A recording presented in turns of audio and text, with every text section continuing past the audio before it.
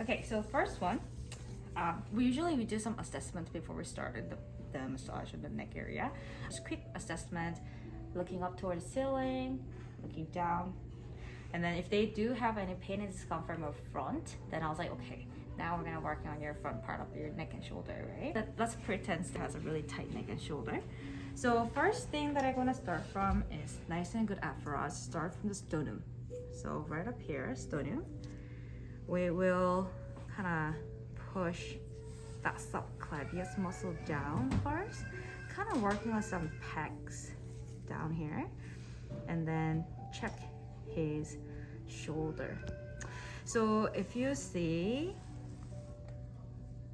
the height of the shoulder, this right side shoulder is higher than the left side shoulder. Yeah, and then if I can also see from the back of the table here too, he has more spaces between of the shoulders and the sheet, less spaces in here. So like his right side of shoulder is more internally rotated. And so after that, just dropping shoulders a little bit down. So try to put the shoulders away from the ear first. Okay, so set up the posture first.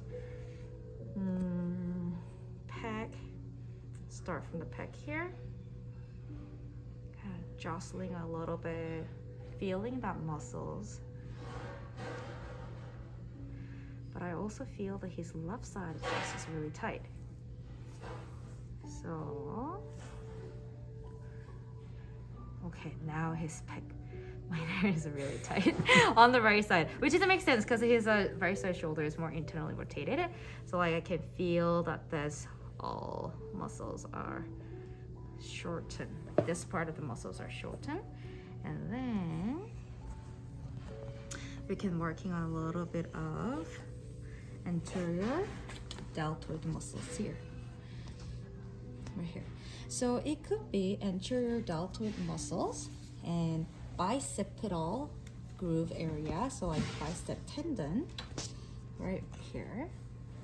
Okay, I'm gonna differentiate how do you guys know if it's bicep issues or anterior deltoid issue or supraspinatus muscles issue. The supraspinatus muscle tendons are gonna come all the way up to the humerus right up here too. So either three things we have to check if he has some tension right in the front here. Okay, but let me just go to the neck. So upper trap. So this is how I feel the upper trap muscles. Actually, your upper trap is not as bad. Really? Yeah. Wow. Not as bad as the pec. Pec minor is really tight. Pec minor is really tight. Your splenius is tight too. So where my finger right here is splenius. It could be levator scapulae muscles too, right here. So that's SCM. Right beside the SCM, we have a posterior triangle right up here.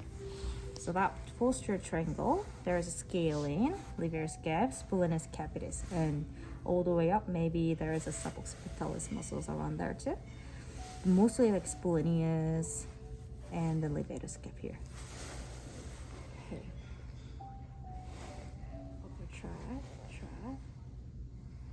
Okay.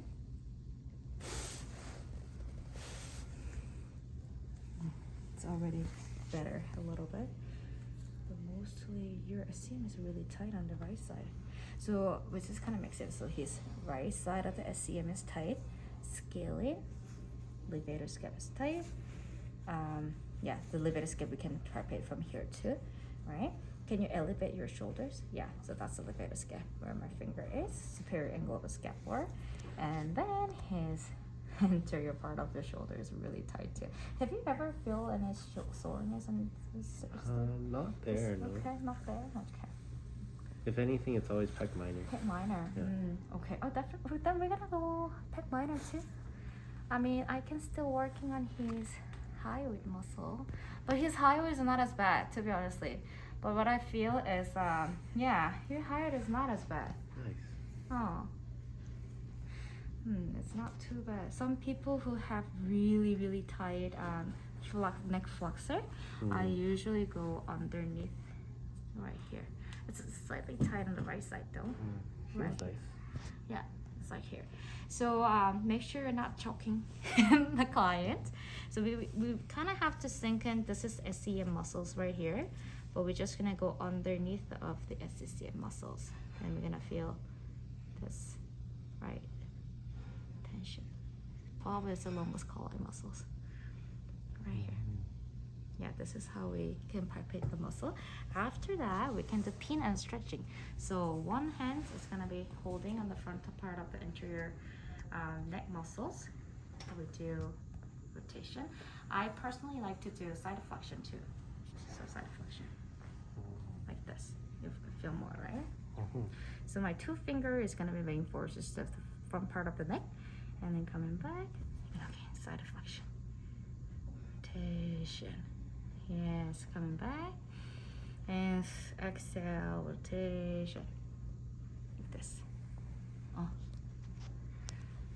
like this.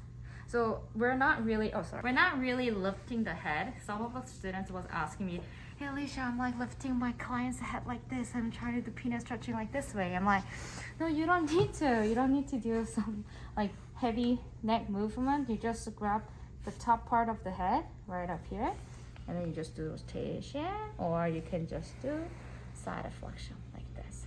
In that case, we don't need to like lifting the heavy neck. In this case, also the patients will feel more relaxed on their head because they're not gonna be like super tensed up when they're lifting their heads up, right? Okay, so that's how to work on the front part of the neck.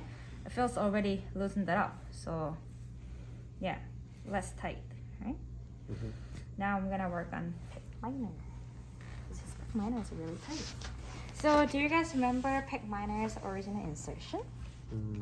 Okay, so who can answer the pec minor? Coracoid process and then ribs 3, 4, 5. Yes. So the rib 3 to 5. So we're gonna prepare from sternum here. I don't want to drag all the way down, but so probably 1 we barely can feel the rib cage 1, right? So 1, 2, 3. So start from right here. So 3 to 5 probably from here, underneath somewhere here. Pec minor is actually underneath of the armpit. So if you guys really wanted to work on that pec minor, if we bring this arms a little